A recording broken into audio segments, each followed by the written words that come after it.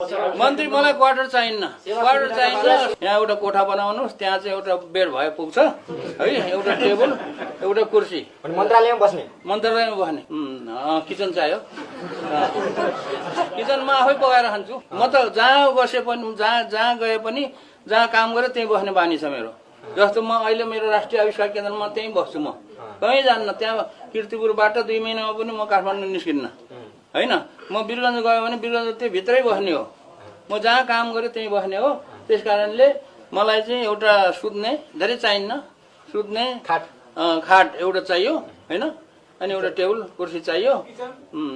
kitchen चाहियो किचनमा आफै पकाएर खान्छु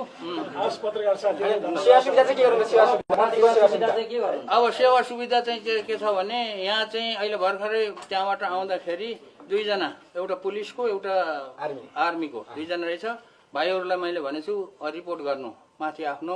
कमान्डरहरूलाई रिपोर्ट गर्नु कि यो मन्त्रालयमा छँदै यहीँ बसौँ हैन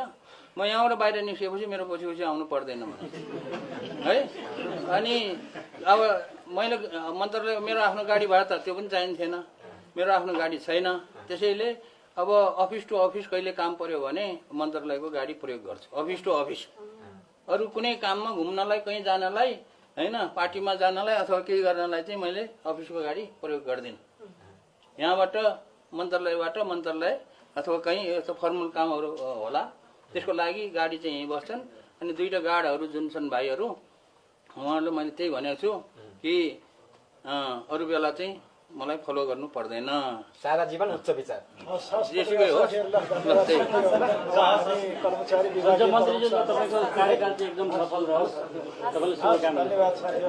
सफल असफल भन्ने कुरा त्यस्तै हो